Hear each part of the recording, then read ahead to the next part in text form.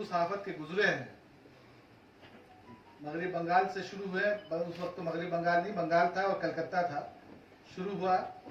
और ये कहना सही है कि इस जबान में अगर आज एक मखसूस कोने में इसको ढकेला जा रहा है मजहब की बिना पर, तो ये फाशिस्ट पावरों का, फाशिस्ट ताकतों का एक समझा हुआ मंसूबा है। और हमारा भी फर्ज बनता है इसमें कि उनके इस नैरेटिव के ट्रैप में, इस धोखे में हम लोग नहीं फंसे। हम लोग अपना नैरेटिव खुद तैयार करें और उसमें हम लोग आगे बढ़े तो बेहतर होगा। ये प्रोग्राम आप देख रहे हैं आपके सामने, उर्दू सहाफत के 200 साल 3 हिस्से में बटा हुआ है। पहला हिस्सा 3 दिन का जो बैनुल-अक़वामी या इंटरनेशनल सेमिनार है, अलग अलग हमारे जो मेहमान सब अलग अलग हिस्से से आए हिंदुस्तान के, वो अपना मकाला भी पेश करेंगे।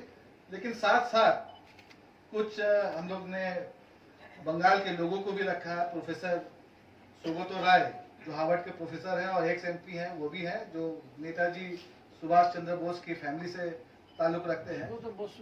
सुब्रतो बोस हमारे एक्स IAS जौहर सरकार साहब, वो भी अपने ख्यालात आपके सामने पेश करेंगे। बल्कि उनका जो ये है कि उनका जो पेपर है वो क्राइसिस इन इंडियन मीडिया, उस पर पेश करेंगे। आप, मुझे यकीन है कि आप लोग सब उससे फायदा उठाइएगा।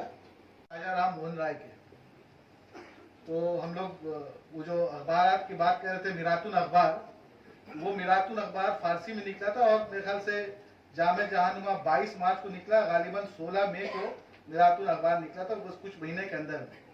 लेकिन उनका जो मकसद था कि क्यों निकाला उन्होंने, उर्दू का अखबार उस वक्त नहीं चल पाया अच्छे से, क्योंकि उर्दू जो है वो आम जबान थी, लेकिन जो शुरफा थे वो उससे इस्तेफादा नहीं करते थे, बल्कि फारसी में बातचीत करते थे। और राजा राम मोहन राय ने ये फारसी का अखबार एक ही मकसद से निकाला कि उनको सोशल रिफॉर्म लेके आना था। और ये अखबार उनके मूवमेंट का बहुत बड़ा हिस्सा बना, मिरातुल अखबार। और सती के खिलाफ उस वक्त उन्होंने आवाज उठाई और सती को आखिरकार उन्होंने हिंदुस्तान से अबॉलिश किया। हिंदू समाज में वो सोशल रिफॉर्म, वो भी फारसी अखबार से उस वक्त वो लेके आए, आज से 200 साल पहले।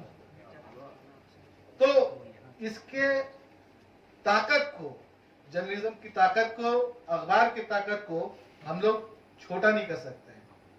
और आज एक और खुशी की बात है कि आज 24 मई है और आज बंगाल के एक बहुत बड़ी शख्सियत का सालगिरह है, जन्मदिन है।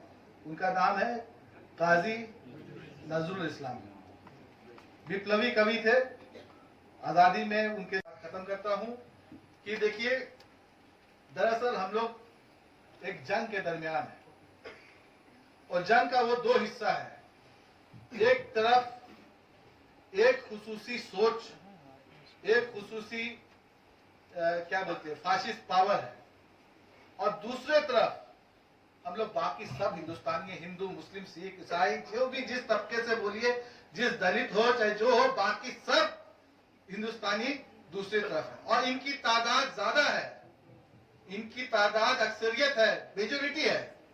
हम लोग सब बैठे हुए हैं यहाँ, मोहिती दी बैठी हुई है, आनंदा बैठे हुए, हम लोग सब एक यहाँ पर एक मेन धारा के हिस्सा है।